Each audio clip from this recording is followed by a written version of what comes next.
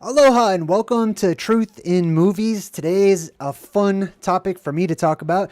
We're breaking down the movie version of the anime Attack on Titan. Now, for all you Attack on Titan fans out there, I've heard a million reasons why the anime is way better than the movie, but I haven't seen the anime yet, so we're going to break down the movie and start there. Lots of interesting things here. I believe Titans are real. I believe giant humanoids are a very strong possibility for existing. And I think there's a lot of evidence that they have existed and walked about our realm in the past. So much so that it was common knowledge that beings like Titans and giants existed. So this anime is going to shed some light onto some of the wonderings that I personally have had about what life is like dealing with these types of gigantic beings, especially during the time of hunger. When the time of hunger was introduced is whenever they started to consume as much as they could and they grew hungry. So we're going to take a look at these Titans and see what's going on here. Well, what's up, everybody in the chat? I see you. Good to see you. Darklight, Empath, Jody York, Matt Kubis, William Marquez, Cypher No One, April. Good to see everybody. Let's jump right into the movie. Oh, and hopefully the volume's okay. It was kind of messed up before I started, so hopefully it's all right. Now, at the beginning of the movie, they give you a little backstory, and it says that the Titans suddenly appeared over a century ago. And this is in the movie. So over 100 years ago, suddenly these Titans came out of nowhere. And then it says they devoured most of humanity and civilization collapsed. Those who survived the Great Titan War constructed 3 enormous concentric walls to keep the Titans at bay. So there's this circular city that has these 3 concentric rings inside of it, made out of these huge walls. The walls were built in order to keep these Titans out. So the people are safe, or seem to be safe, as long as they're within the walls of the city, which is a theme that we've seen in many movies as well. We're going to check this one out. It says, constructed 3 enormous concentric walls to keep the Titans at bay. Humankind has lived in peace inside of those walls ever since. Now remember, when we take a look at these movies, oftentimes, as I've said many times in the past, they're showing us our entire world all wrapped up into one central location. So when we're taking a look at this city with these walls, surrounded by these walls, where there's all these titanic beings on the outside of it, that's symbolic of the world that we live in, the entire world that we live in. It's just been squished down to the size of a city symbolically. It says, but just because the walls haven't fallen in 100 years doesn't mean that they won't fall today. So that's our warning. That is a huge heads up to those of us who live in the present day. It's telling us just because you don't see titanic beings and giants walking around in your popular and major cities does not mean that they won't come back. All right, we start off by learning about the first character. His name is Aaron. That's not Aaron right there. He's talking about him. And this kid, Aaron, he's kind of a drifter, and he got fired at work. It turns out he's had a lot of different jobs, couldn't really keep a job. He doesn't like to stay in one spot. He doesn't really like, to work and stuff. He's more of an explorer. So the lady says, I got to wonder about that kid, right? So anyone that loses their slave job, you got to wonder about. And that's sort of the world that we live in today. And then we're introduced to Aaron's friend, one of his best friends named Armin.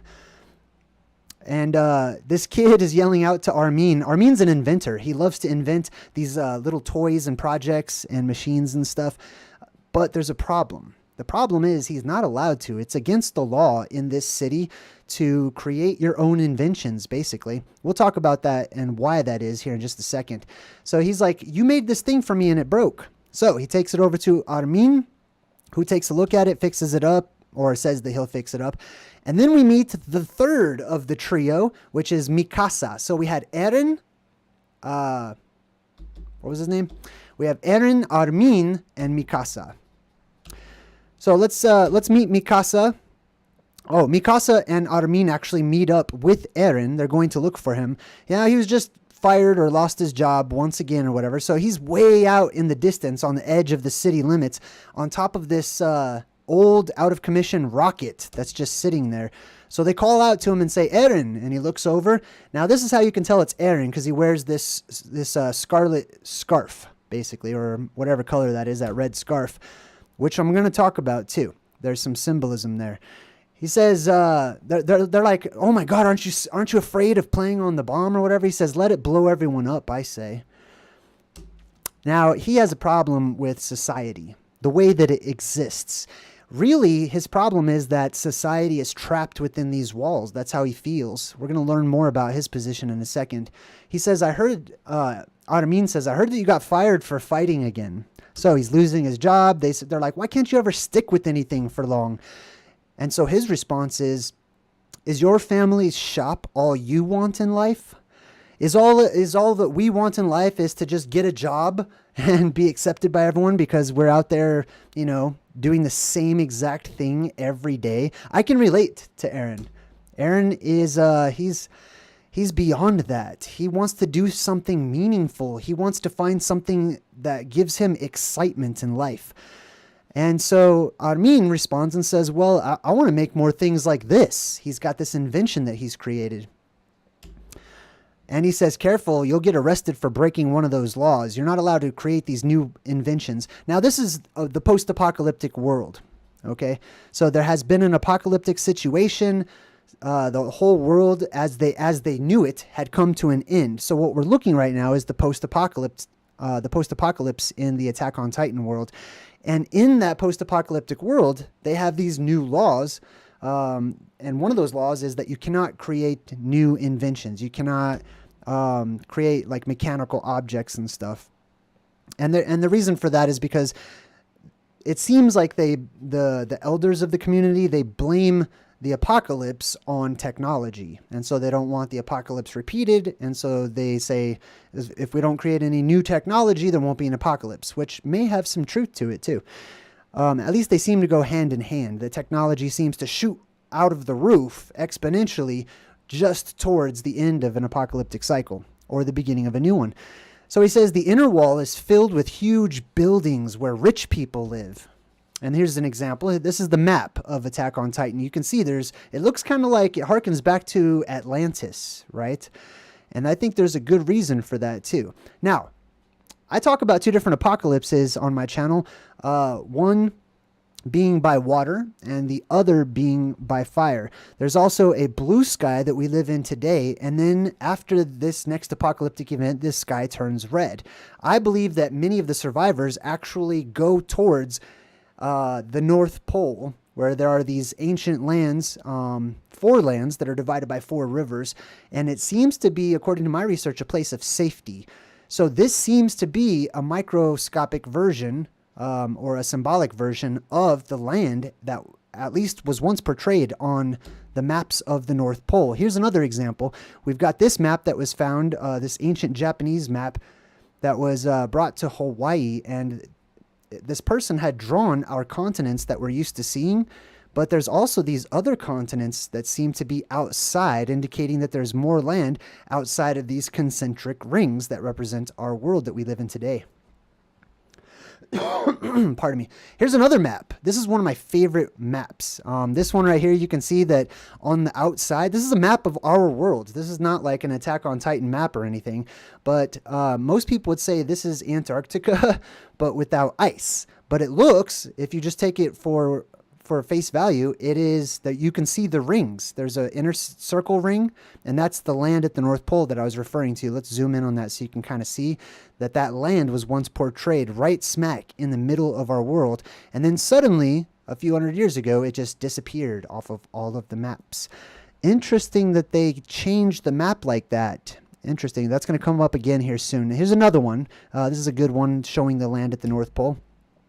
Back to the movie, Eren says it's brimming with things that you never see out here. So he wants to see new stuff. He wants to check it out. He wants to be free to roam about and explore.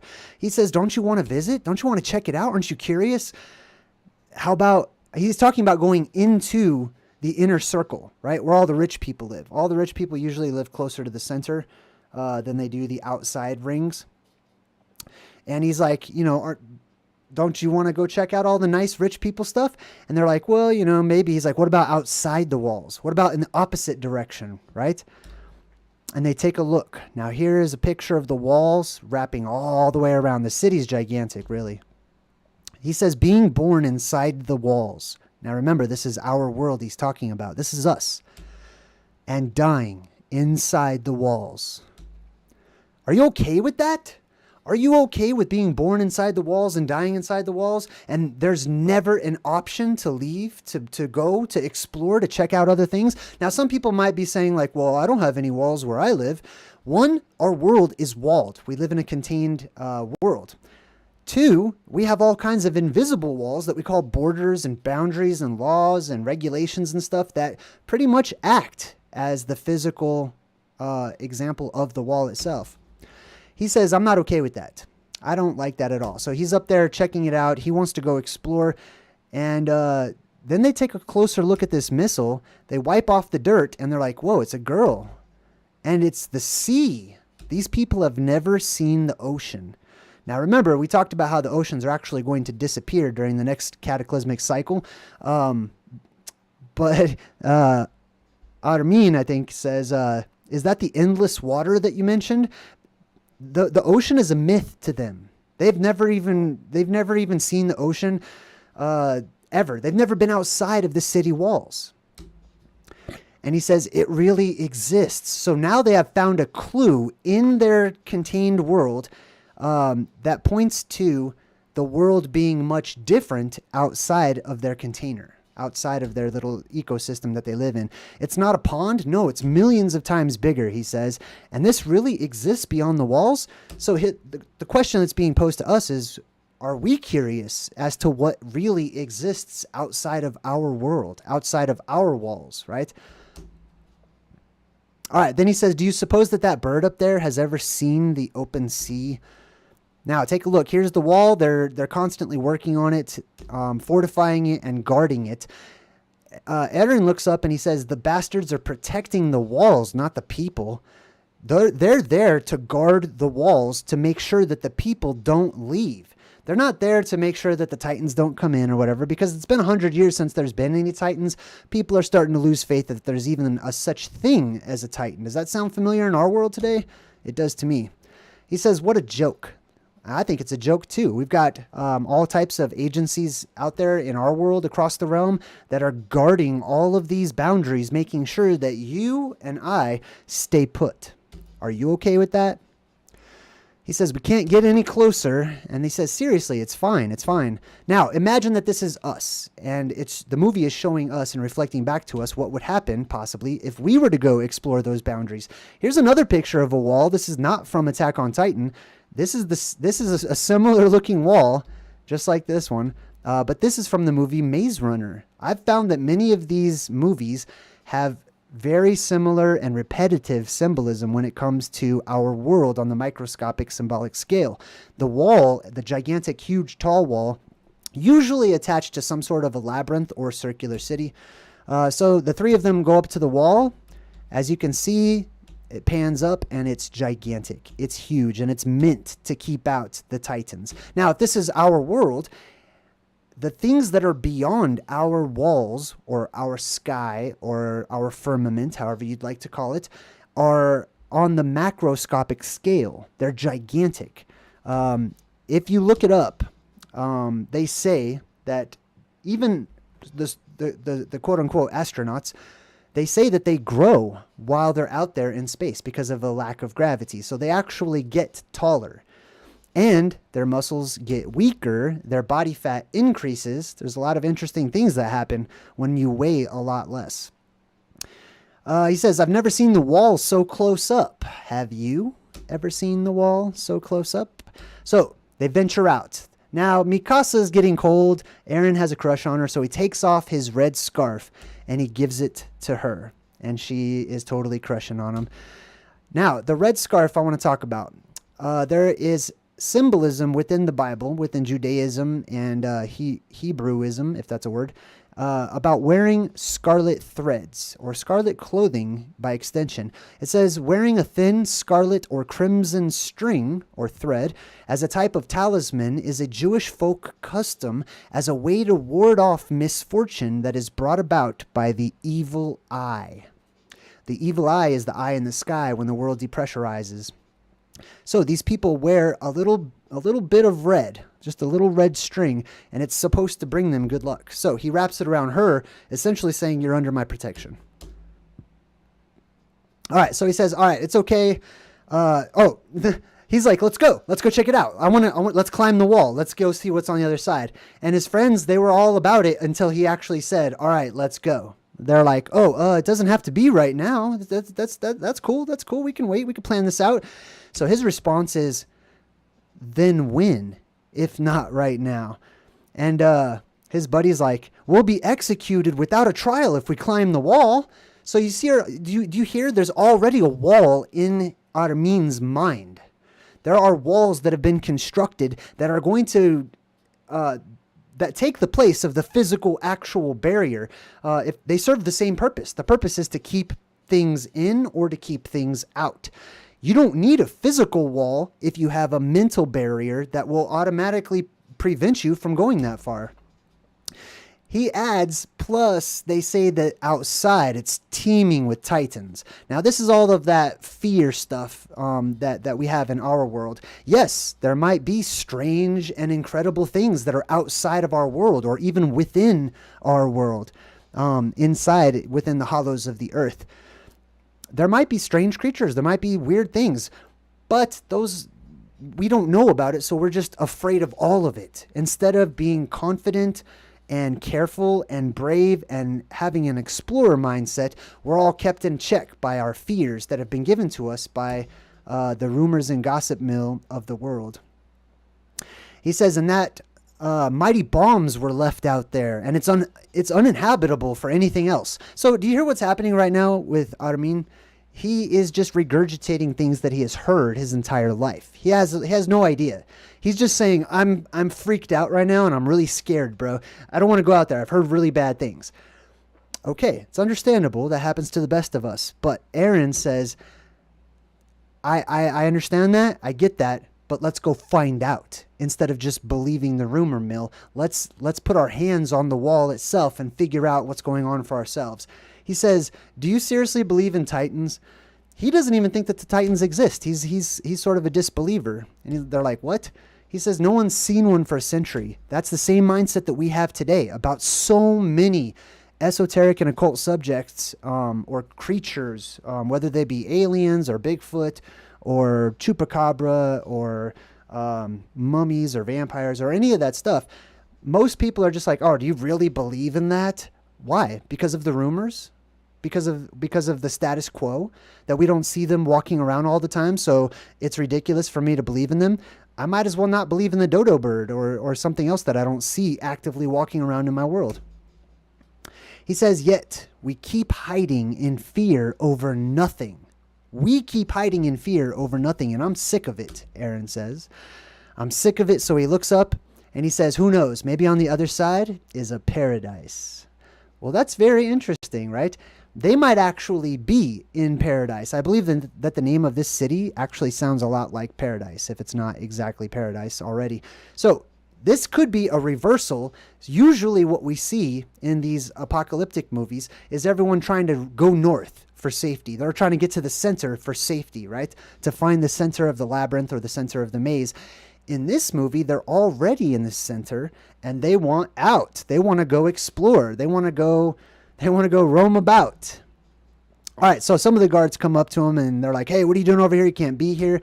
So the main guard knows them and he's like, hey, don't worry. I used to do the same thing when I was a kid. I wanted to go check it out too.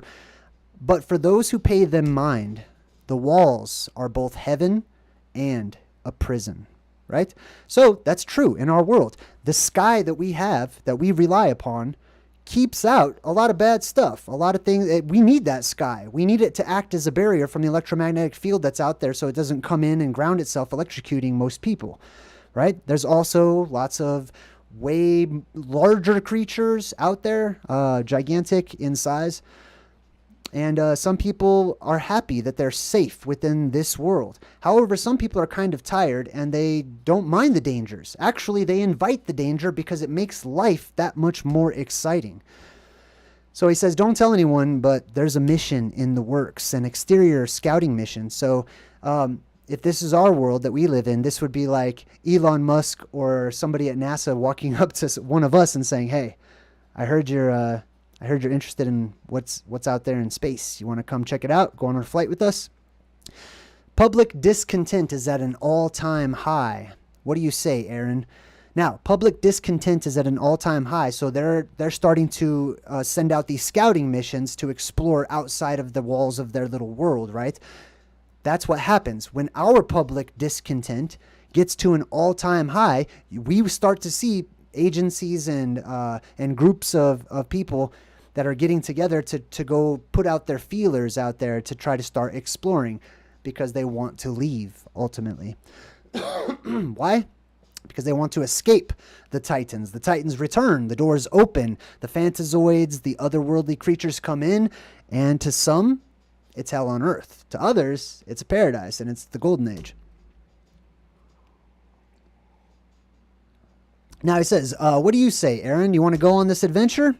With new land, you could live anywhere you want to. Now, this is really interesting, too, because after our next apocalyptic cycle comes through, I believe there's going to be new land because, like we talked about, the oceans are removed from the world. Think of all of the new land that you could go explore when the oceans are removed. All right, so the ground starts to shake. Everyone's freaking out. They're running for their lives. He's like, oh, it's an earthquake. No, it's too intense to be an earthquake. Oh, man, what could it be? What could it be? They look up, and over the wall, bah, the colossal Titan pokes his head up. Now, this is, according to my research, is probably one of the tallest Titans in the Attack on Titan series. And it comes up to the wall. They had no idea that any of the Titans would even be able to see over the wall. This guy just pops his head right over. Now, the question being, right, this Titan right here is going to, instead of climb over the wall or just jump over the wall or whatever, he doesn't. He's actually going to just kick a big old hole in the wall, allowing the other smaller Titans, giants, however you'd like to call them, to come inside. So he looks up. Aaron was like, oh my God, they're real, right? He sees it. Now he's a believer. He says they're real. Now, let's talk about why that huge Titan. See, the other Titan, he goes back down. Watch, he's gonna puncture a hole in the wall. He kicks it, and there's the hole in the wall. I'm going to back up for just a second. My question is, why does he kick a hole in the wall instead of just jumping over the wall? Well, all of the lore aside, let's talk reality, right? I believe, according to my research so far, that gigantism in the post-apocalyptic world, that buoyancy, the buoyant force in our world, is increased. And so basically it lightens the load and makes everything weigh much less, right? So those gigantic beings or those beings that are born into that world, in that type of an atmosphere, in that type of an environment, they grow to incredible sizes. However, they're lacking when it comes to muscle power, and a few other things as well. So the Titans might not be very strong in comparison to the survivors, So I don't believe that this Titan is capable of jumping over the wall, right? And if you notice, a lot of the Titans, now don't get me wrong, in the Attack on Titan series, there's all sorts of different types of Titans. Some are very fast and stuff. But for the general most part, when we see giants portrayed, they're typically kind of lethargic and moving in very slow motion, taking their time. Imagine how much energy they have to spend just to walk, being that gigantic, right? So it's very possible that those Titans might not be able to jump like we can, you know what I mean? So he boots a hole into the wall, allowing all of the other Titans to start poking their heads in and checking out the feast. And they go, their faces, oh my God, they start looking at them. Now, none of the Titans have any genitalia, no sexual organs or anything. They're basically like Ken and Barbie dolls. There's also probably good reason for that, but for now, let's focus on their mutations, okay? He says, look at their faces. Now, we take a look at them. They're all starting to make their way in, and they're gigantic. They kind of look almost like regular people, and there's good reason for that in the backstory of AOT, because oftentimes they are actually regular people who have been changed into Titans. Is that possible? Yes, I believe it is. All right, so they go to take shots. The army is going to try to shoot them. I mean, what good is that really going to do? You know what I mean? To try to shoot them with these tiny little pebbles when they're that gigantic. So the Titans just ram right over everything. I believe that there's a lot of mutation in the post-apocalyptic world because there is a high electromagnetic charge. So even the slightest detail, the slightest change in your DNA, in your genetics, or in your junk DNA, if you want to call it that, will turn on, and your body will conform to the new atmosphere. So it all kind of depends on how you've lived your life and what you've been exposed to. All right, so the Titans come in. They've broken through the wall. This is kind of like the Titans re-entering into our world. They shoot this one Titan right in the face. Boom, blow half of his face right off. But he comes right back, and it looks like they can regenerate. That's interesting to me because in the post-apocalyptic world, during the red sky that we're going into, I believe that regeneration is key. I believe that regeneration exists, and that there is amplified healing factors because of the amplified electromagnetic charge that will be in our atmosphere, as well as some other factors like brand new fresh chemicals like oxygen and stuff. So we heal incredibly fast during that time. Just like Wolverine, like the power of the X-Men Wolverine. All right, so the Titans coming at them. Now I want you to take a look at these Titans and pay special attention to their faces and the facial expressions that they make. We'll talk about that here in just a second. The legends were true. The legends were true. How often have you heard that in the movies when they say, oh, the myth is real, the legend is true, etc., and people are so shocked every time, right? The movies seem to be telling us that the legends are true. Maybe we should listen. He says they're immortal. Now he's saying immortal. That's not really true. The Titans are not immortal. Oftentimes we mortals, we will call something immortal in comparison to our social norm. For example, let's say we are used to only living about 100 years. If we meet some sort of a being or a creature that can live to be 1,000 years, by comparison, we would say that they were immortal as well. It doesn't mean that they cannot die. It just means that it's difficult to kill them.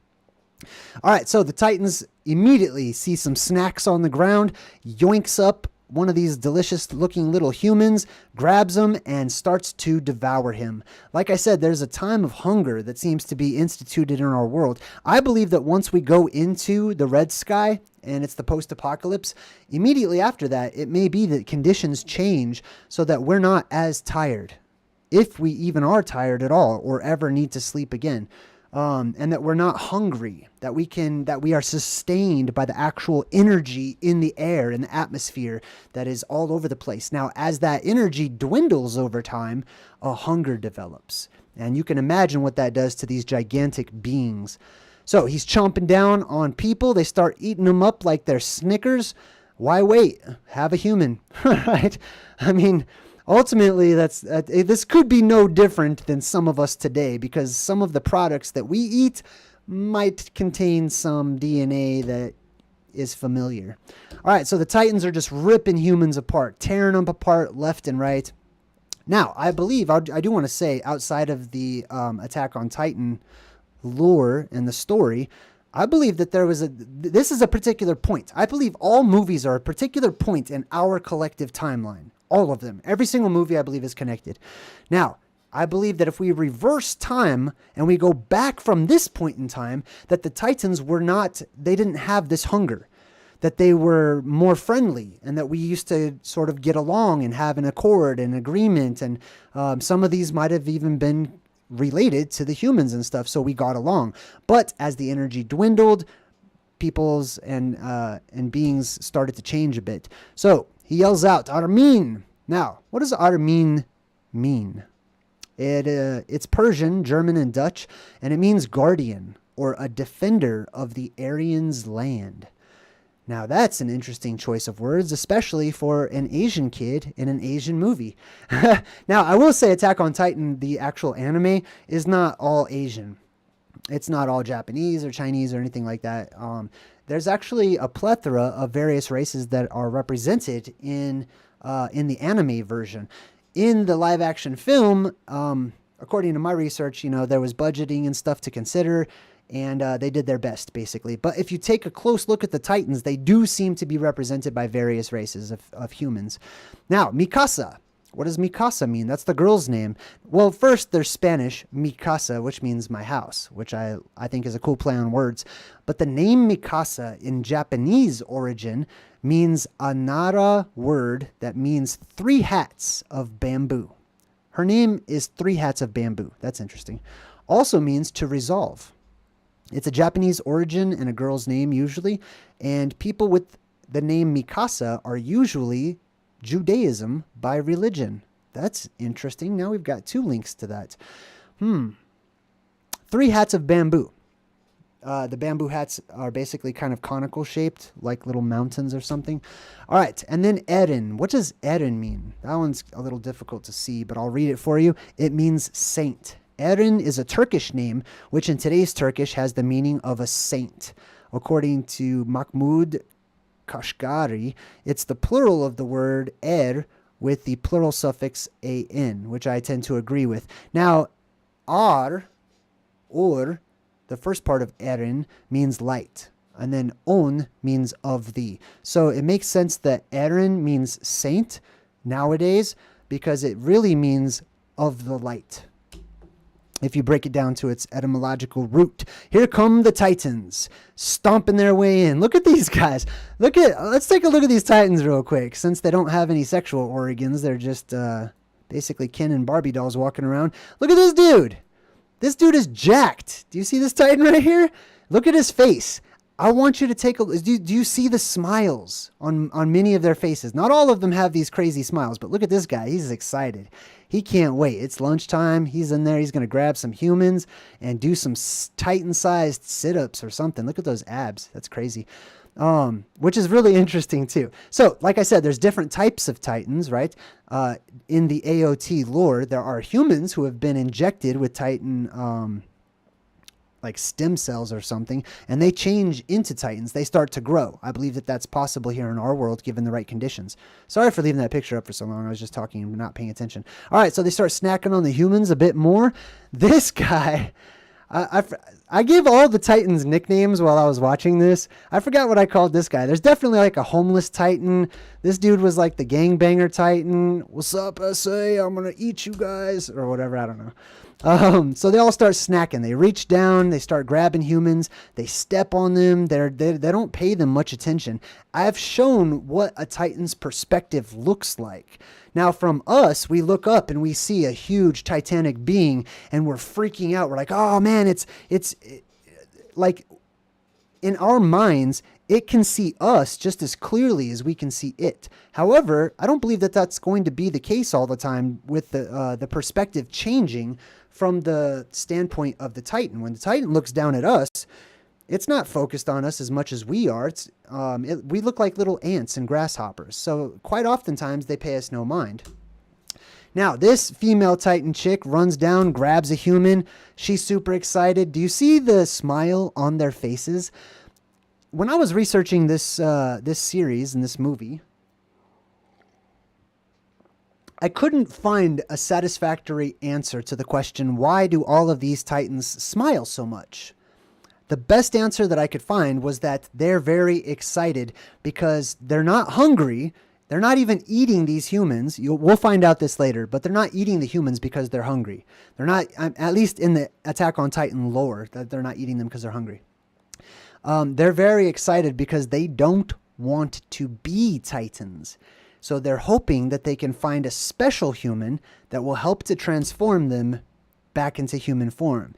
All right, the gangbanger titan and the homeless titan are chowing down on some human grub. All the humans freak out and panic. So they go into this church or this religious building, and they're just trying to pack their way in to get away from the titans. But all they're doing is they're gathering themselves up together like a little all-you-can-eat buffet for the titans. Eren gets pushed into the building and locked in there while his girlfriend Mikasa is trapped outside. So he's trying to get out. He's once again, the guy who does not like being trapped inside of walls is pushed into a wall and he's trapped in there. He wants to get out so he can help to save Mikasa, who's out there with one of the titans. She's trying to rescue a baby. The titan comes around the corner.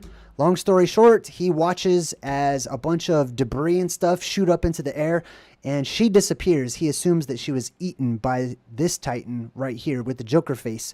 Now, I call this the Joker face because it does look like the Joker face from Batman. But if you watch the Batman series, the Joker, at least in the original, he invents this sort of laughing gas. Right? And he uses it quite often in the comic books and cartoons and stuff. He's got this sort of green laughing gas. I have talked about the influx of nitrous oxide clouds that are very likely to be floating about the world. And if you imagine that those clouds are a little higher up, right, and they're not so homogeneous and mixed up down here towards the ground where we breathe, these gigantic creatures would be breathing way more of it than we would. So I believe that helps to explain why they're all doing these ridiculous black hole sun looking grins. I mean, obviously it's super cartoonified. You know what I mean? They draw it to make it look scary and stuff. It also may be that their physique changes as well in order to open their mouths that much larger. All right, so the Titans are attacking everyone. They reach down into the church. They just pluck out a few humans, start to eat them. Blood rushes out. This is our world. So the entire city is shown to us as our world symbolically on the microscopic scale. But then they scale it down again. This is our world again, this little religious building where we're all trapped and basically waiting as cattle to be eaten by the quote-unquote gods or titans when they return. It's called a harvest time, and this is the blood of what's known as the winepress of God, that people are trampled so much that the blood just gushes everywhere. That's from the Bible.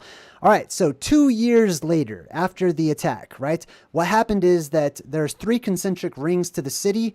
The Titans broke through the first ring, so humanity ran, and they all tried to gather within the second ring, with all the rich people staying in the center ring, right? So 2 years later, the government of this little ringed city says, we never expected there to be a colossal Titan.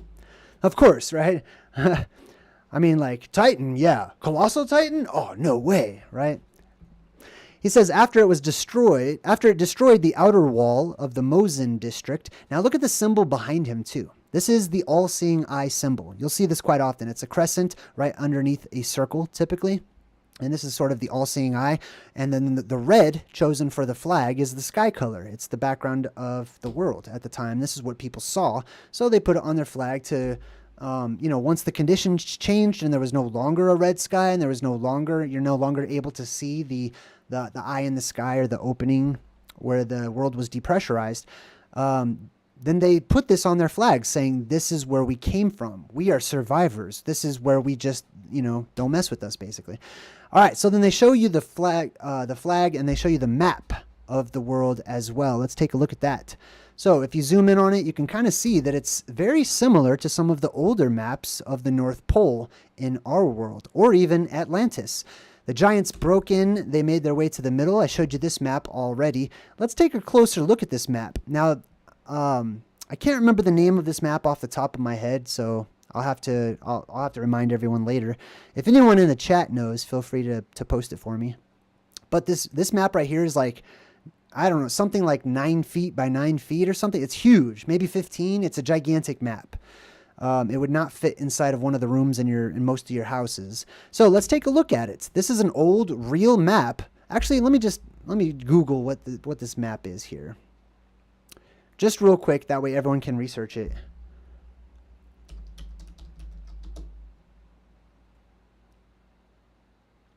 I'm drawing a blank. I'm sorry. I'm having a mind fart right now. So I'll check that out later, and I'll probably post it in the community section on my page. But I want to take a look at the map. It's a very real map of the world. This is the one that shows allegedly Antarctica without any ice on it. But if we zoom in on it, take a look at this. You see right there in like South America towards Tierra del Fuego. Right there in the middle, you see it's got giants. You see that? Now check this out. People drew monsters and giants and stuff on older maps because those beings and those creatures used to be everywhere. They used to be all over the place, and it was common for people to run into them. But the elite humans of this world put together strategic hunting parties, and they got special warriors to go fight the titans, the giants, the Fantazoids, and other worldly creatures to eradicate them, which they did. They became samurai. They became knights. This says region of the giants.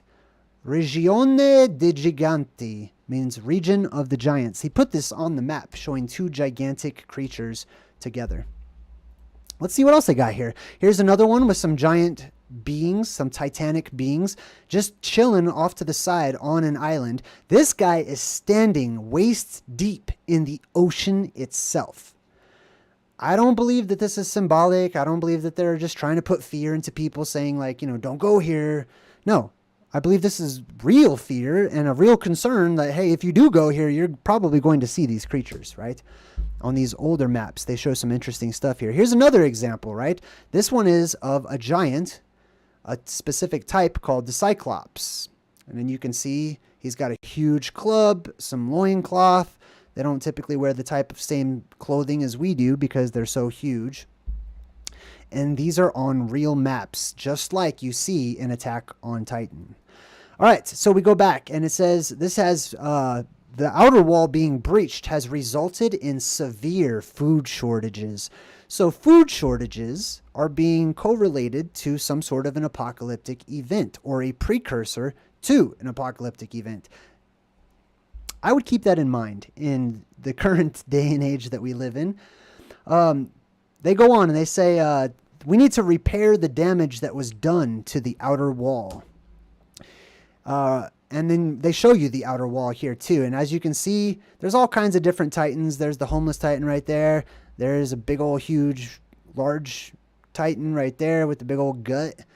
I want to talk about that. I believe that the titans or the giants themselves, unless they purposefully are constantly working out their muscles the way that we do under these conditions in the world that we live in, under so much stress from the pressure of the world and so many other factors, unless they're constantly working out purposefully, and if they did, they would have to use really huge and heavy objects, they're going to gain a lot of weight. They're going to, their fat is going to be, probably outpace their muscle capacity.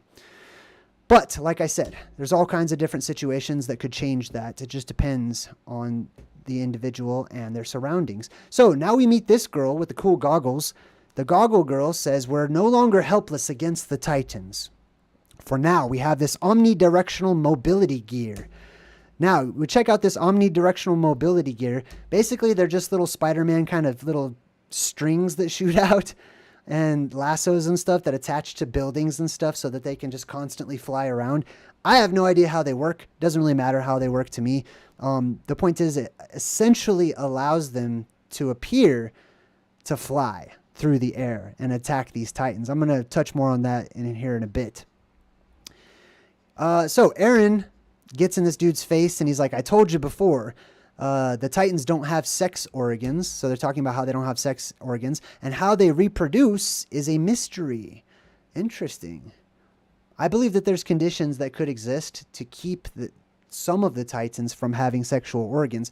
But at the top of my list is genetic manipulation, right? You can genetically create something that doesn't have the ability to reproduce, which is also described in some of the most ancient historic texts that go into detail about creatures and beings that came into our world so long ago, and they started genetically experimenting to create us. And some of their very first experiments, they didn't include sexual organs, so they had to keep on physically making more humans individually, one at a time themselves. So after a while, the story goes, they got tired of that and they just allowed us to procreate.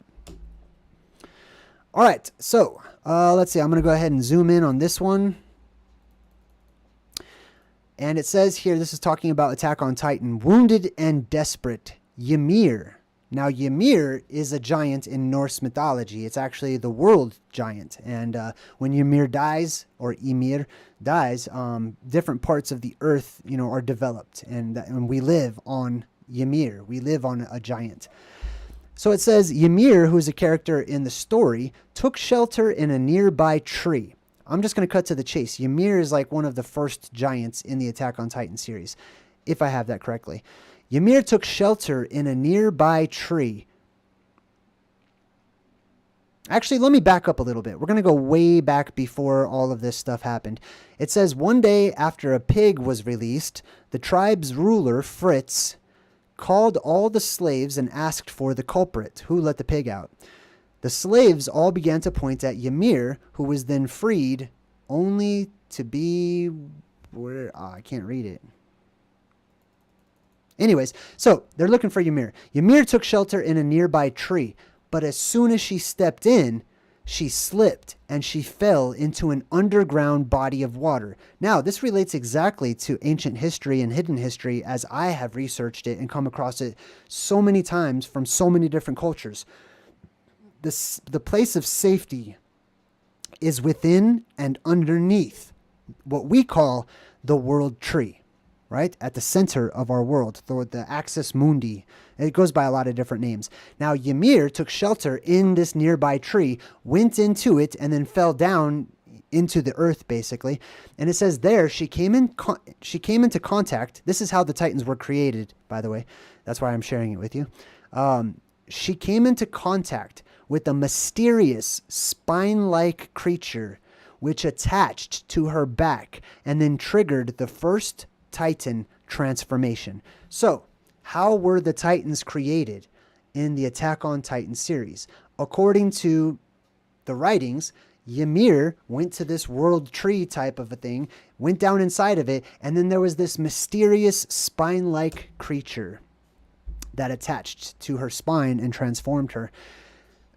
Now, here it says Ymir Fritz was the progenitor of the Eldians. The Eldians were the one of the original races or people who lived there.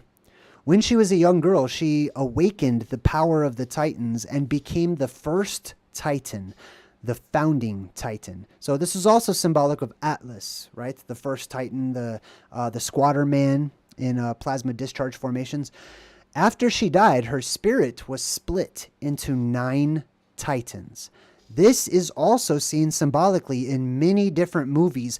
One creature, one being, splitting and turning into basically 9 different aspects of itself. For more on that, I would definitely check out the movie called 9.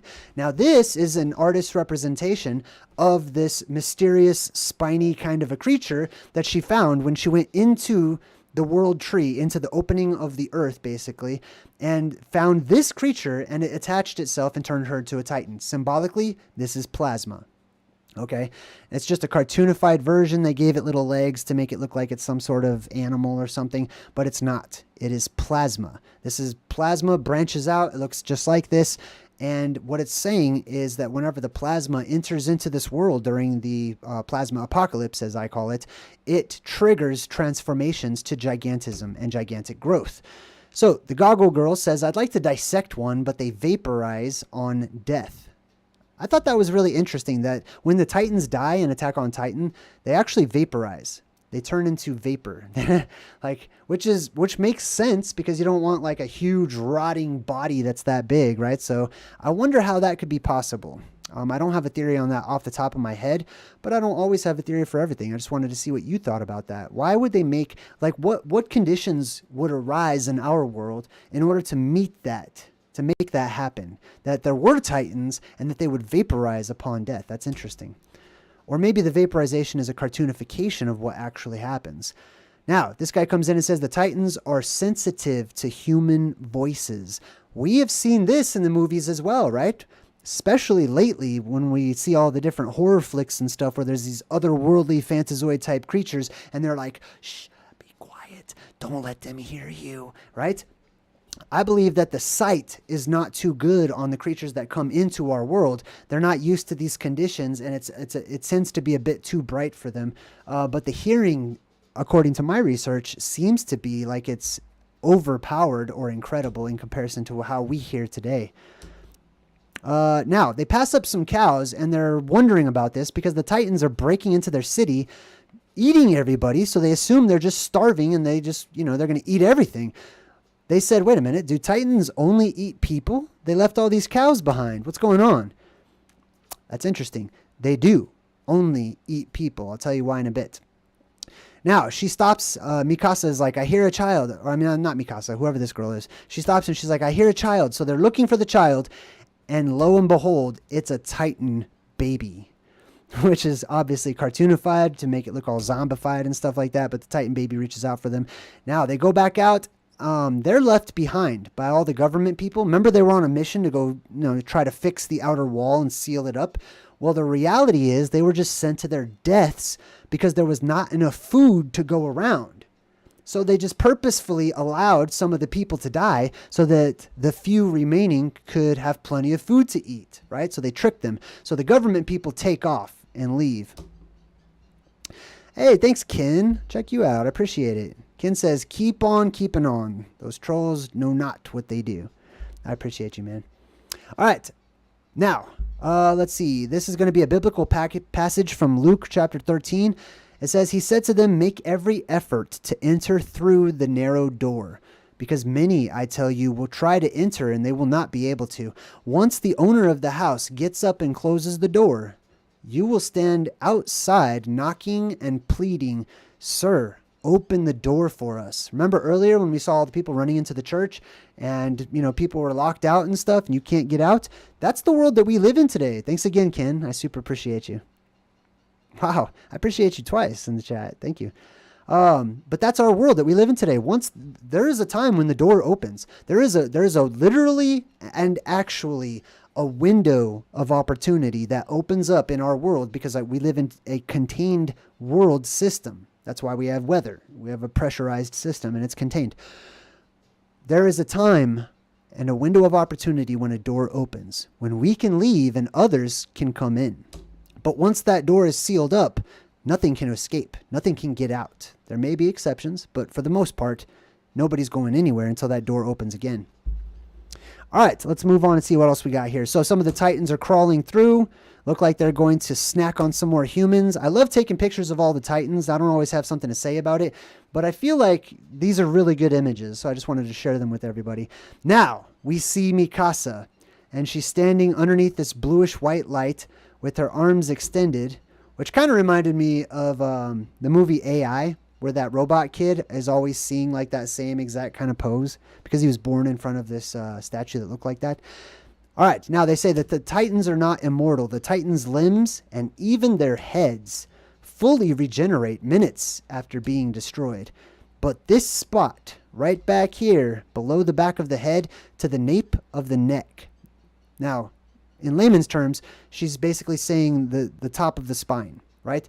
The lowest part of the brain, where the brain meets the spine, right? So basically, if you attack a Titan there, it says severe damage here will kill them with no regeneration whatsoever. Why is this important? Because this is how you actually kill things if you need to. If you needed to defend yourself and actually go into a battle or something in the post-apocalyptic world. under an influx of electromagnetic or spiritual energy where everything's constantly being regenerated, and there may even be a time of no death for the world.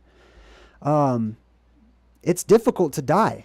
It's difficult for anyone to kill anybody and to actually win, because the regeneration factor is off the charts. So in order to kill zombies and titans and giants and stuff, you have to sever the electrical connection that exists, and this is where it exists.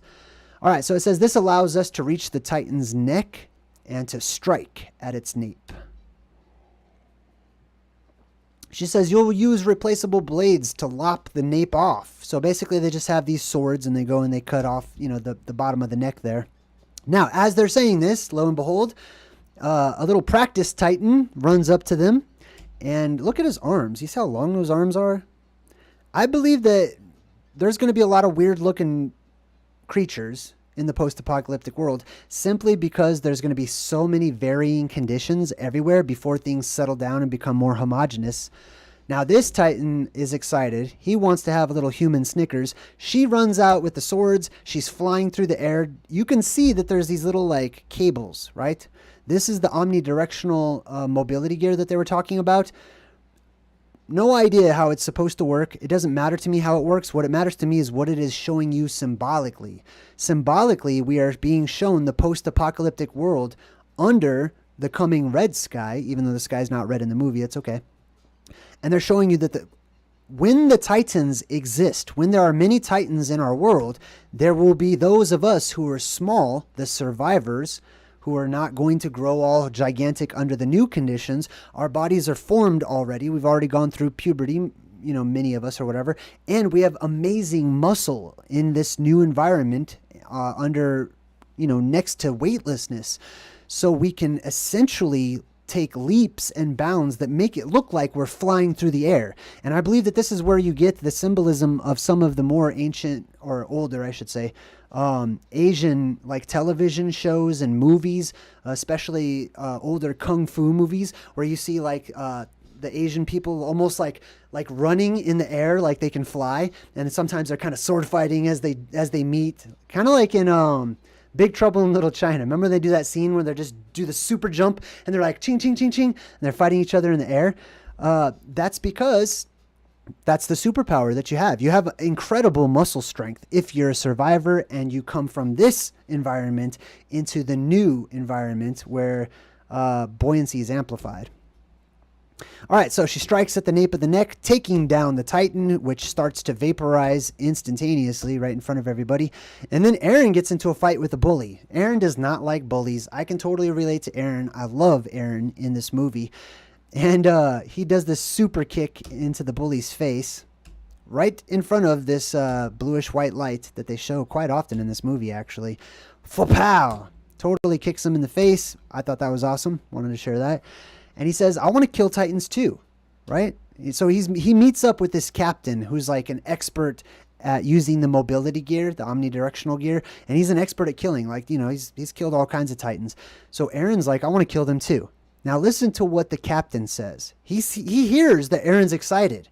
He's physically and emotionally on fire. He's got an emotional reason why he wants to get rid of these titans. So instead of the captain saying, right on, cool, let's just go kill mindlessly, he says, why do you want to kill titans? And Aaron's like, because I hate titans. Oh, well, thanks for the intellectual chat, Aaron, right? Oh, just because you hate them? Why do you hate them? Let's talk about this. He says, well, they're the ones who trapped us here. So he feels like the titans are to blame for them living within the walls of this city, not being able to escape. And all he wants to do is leave. The titans all want in. Aaron wants out, right? So he's pissed and he blames the titans for his captivity. Just like some people sort of blame God for the bad things that happen here in our world. Wrong. The titans are not to blame for your captivity. The titans are not the real enemy. The real enemy is safety. Safety is the real enemy. Safety and all of this forced safety, where the governments or the entities within the movie, I'll say, They come in and they say, hey, we're going to keep everyone safe. There's something really, really scary, but don't worry about it. We're going to totally take control as long as we have your consent. Don't worry, we're going to do it all ourselves. You don't have to do anything. You get to live a cushy life. You'll all have to get jobs, but we'll make sure we find you one that you like. That's safety. I don't like safety. I don't want safety. I believe that it should be my choice to live and survive, or to walk around in a sleep-like state of being instead of actually having to survive. That's life.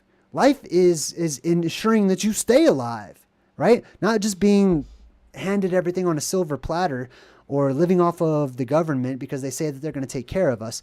Safety is the enemy. When they say, oh, well, there's something really scary over there, but don't worry about that. Don't even look at that. Just trust me, I'm going to keep you safe. Do you give me permission to do all of the things that you should be doing yourself? That's the real enemy. He says, what do you call animals that live inside of a fence in fear of the wolves? What do you call those animals? Aaron says, cattle. What does that make you? What does that make us if we live inside of a boundary due to constant fear of leaving? That there are some sort of predators out there that are going to get us or something. That makes us cattle. And like I said, quite often, especially in the Bible, they refer to the apocalyptic events that are going to unfold in our world as the harvest. He says, I'm not like that. Now, this is my reaction. This is many of your reactions as well. I'm not like that. Well, guess what? How do we show that we're not like that? Right? Where's the proof? The proof is not in declaring that you're not like that. The proof is in the action. He says, then prove it. Let's see you fly, right? Now, I like how he says fly instead of whatever. Like they refer to using the omnidirectional gear as flying as well. And he goes, fly.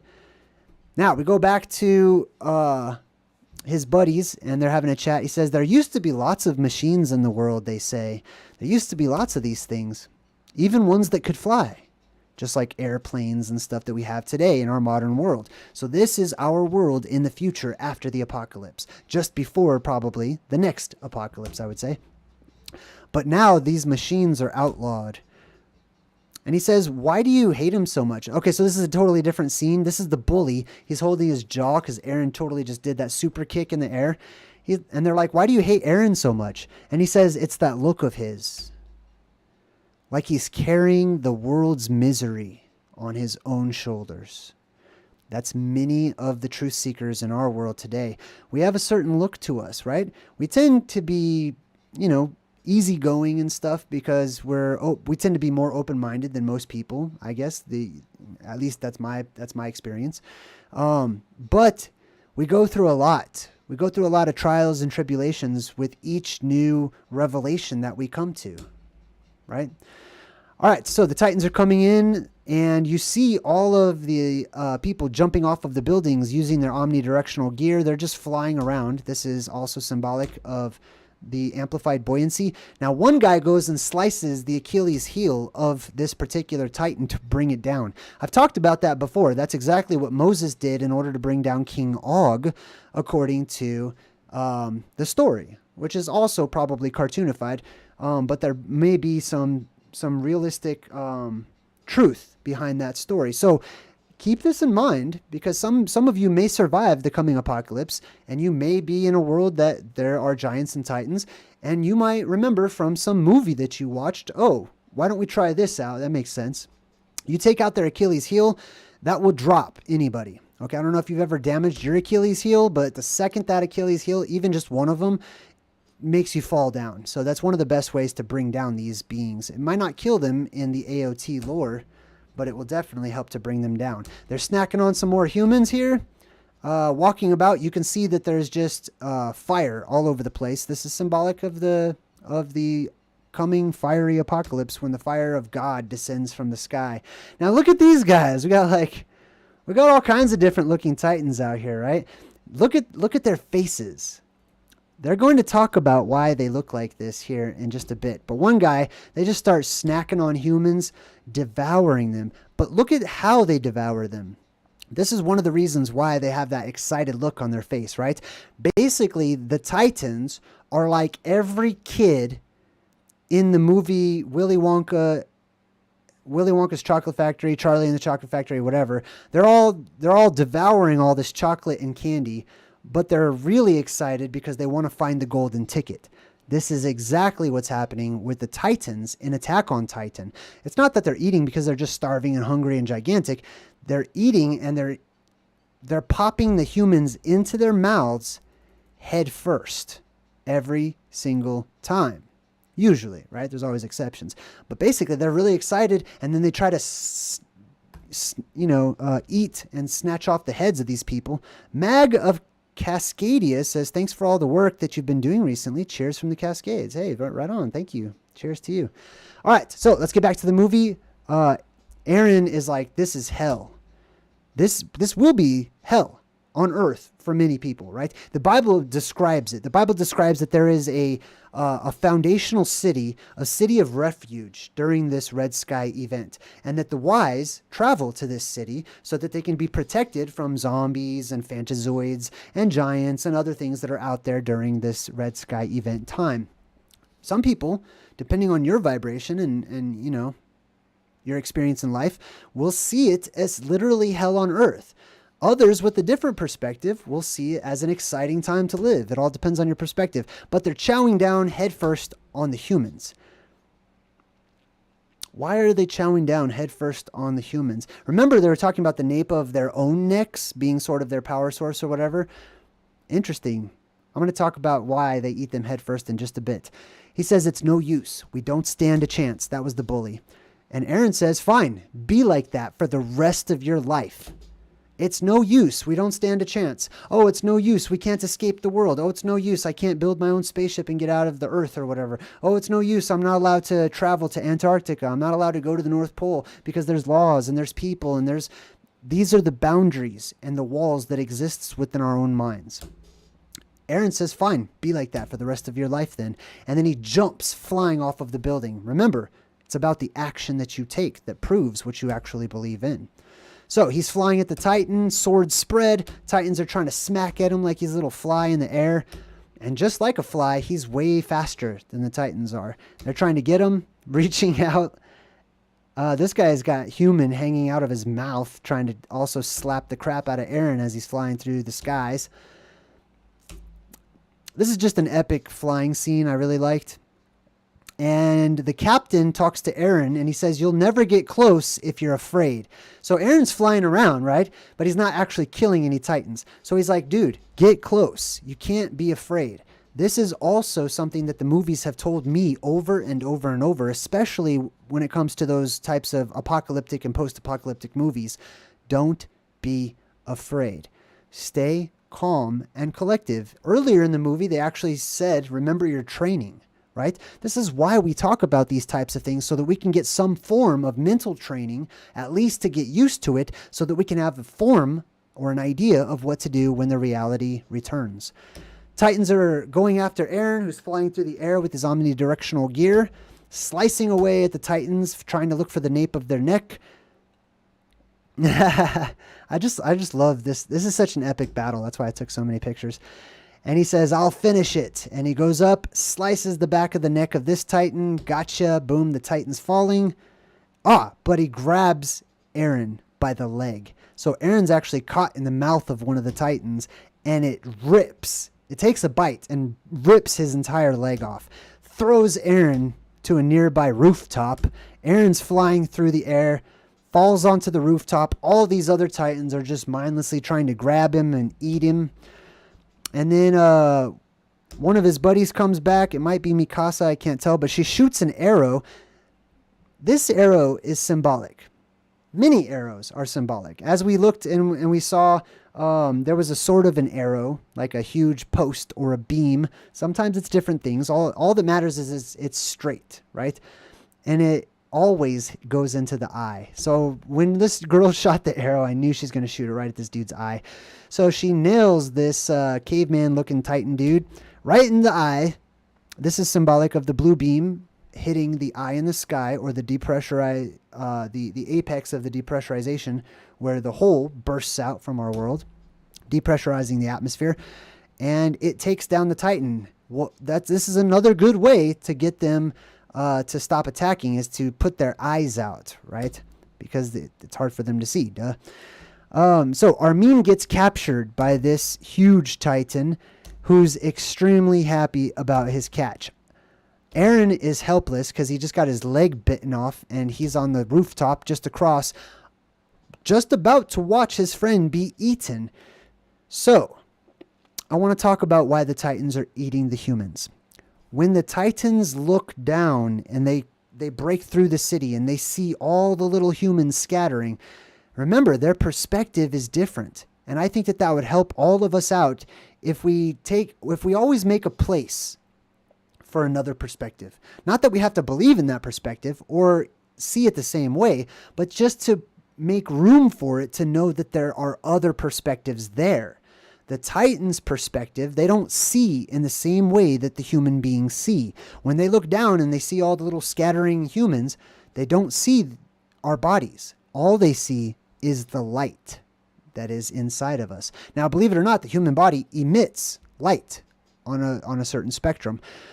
That light, I believe, can be amplified given the right conditions, and that might be in the post-apocalyptic world. So when the Titans look down, all they see is little tiny lights, and they're looking for the biggest, brightest light that they can, because some of these humans who have a specific genetic code are able to transform into Titans themselves, or to regress a current Titan, if they are eaten by it, back into human form. So all of these Titans are in a constant state of zombie-like sleep, where on the inside there's sort of a human at the wheel, and the human is sort of in like a sleep mode, like it's not really aware of a lot of things that are happening.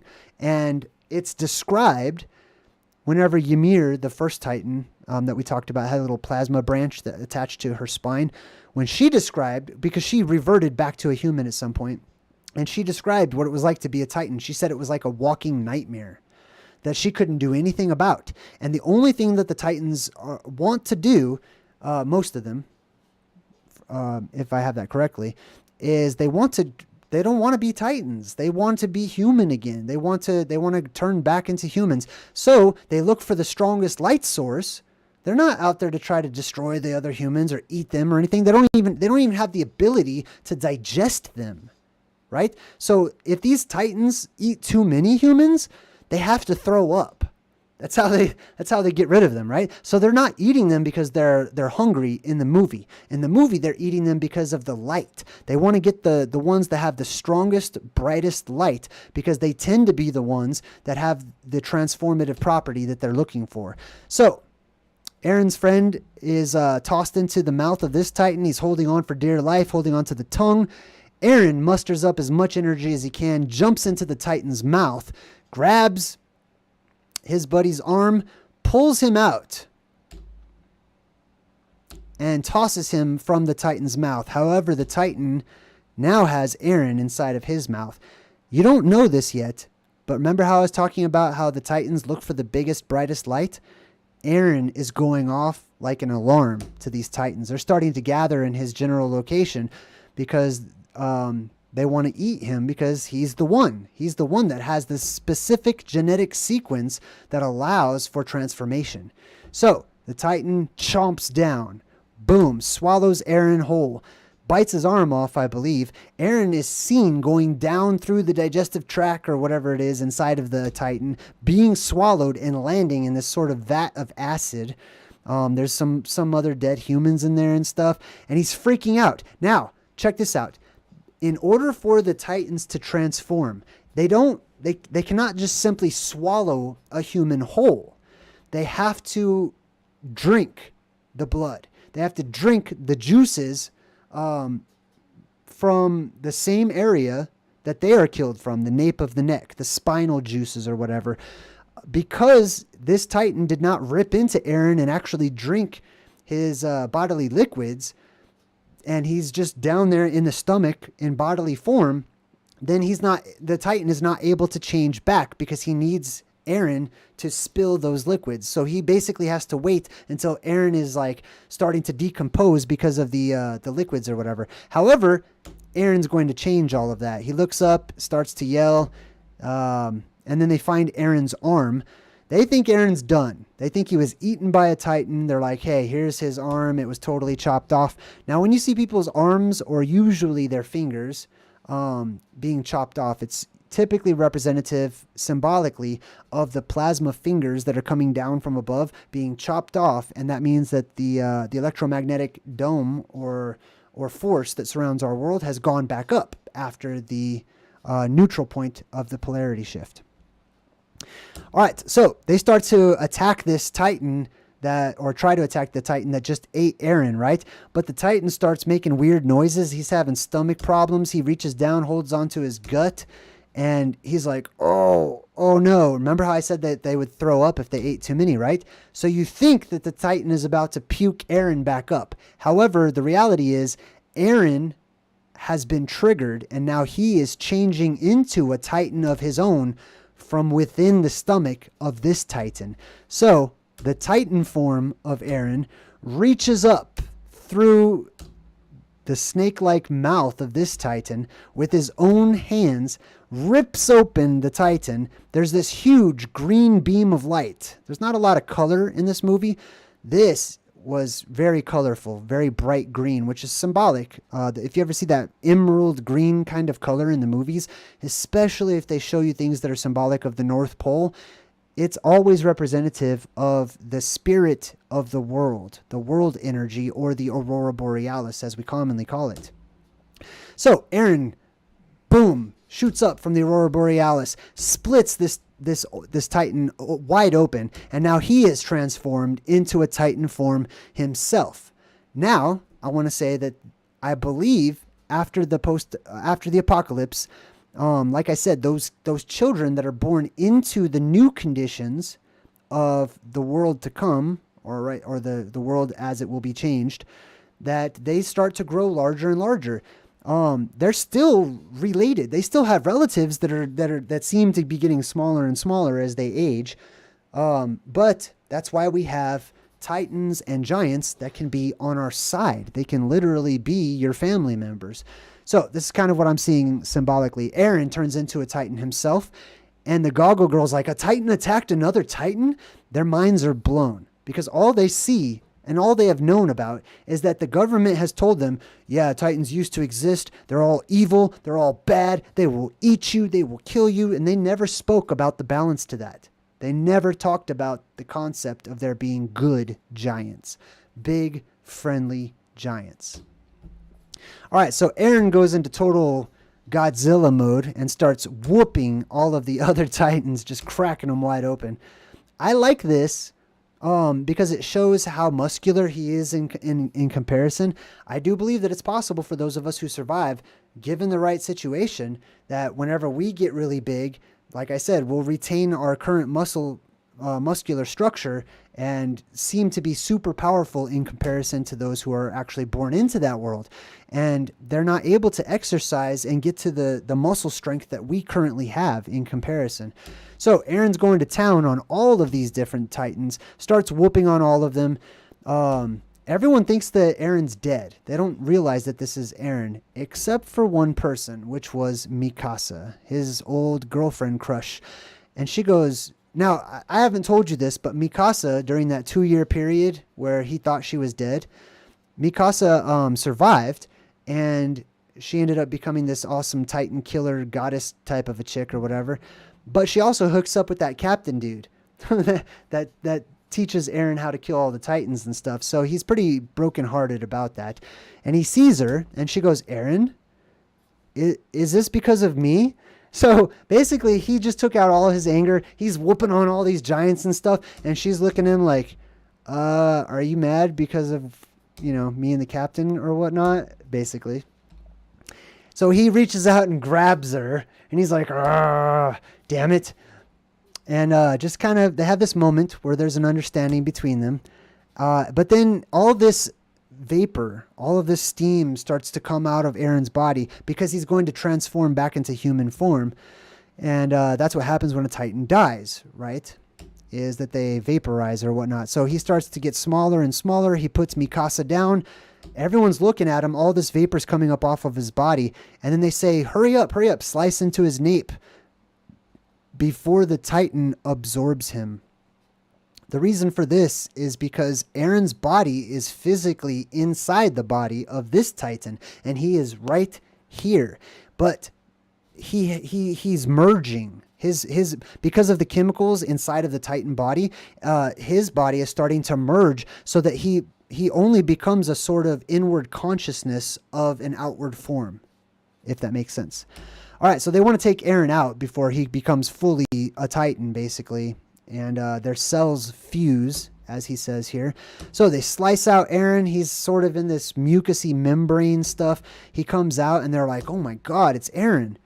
And he's grown back his arm and everything. Regeneration, right? And they say, now I see. When fighting a monster, take care not to become a monster yourself. That's pretty key in the world that we live in today, especially because, there are so many different present day versions of fantastic ancient creatures like trolls and bad guys and stuff in our world. And it can be frustrating for many of us, especially the truth seekers who have the heart of Aaron inside of us. Be careful is what the movie is saying, that when you're fighting the bad guys, it could be in this world or the world to come. Be careful not to become enveloped with so much anger and rage and hatred that you end up becoming the very thing that you hate. That's not how you win the war. You don't fight fire with fire. All right, so here's Aaron. He's got this goo stuff all over him. Now, the goo for me is not just bodily fluid type of whatever, giant Titan fluid or whatever, but I see this goo all over the place, and you could see it sort of has a milky color to it, right? I believe that this is symbolic of plasmic residue. When you have a strong electromagnetic charge, I believe that there's a residue, sort of a sort of liquid gooey type of a residue that's left behind. Aaron opens his eyes and he is plasma possessed. The eyes have turned red, which means he is fully charged now that he has already become a Titan. Now, that is the end of the movie, but you get a little preview. There's a part 2.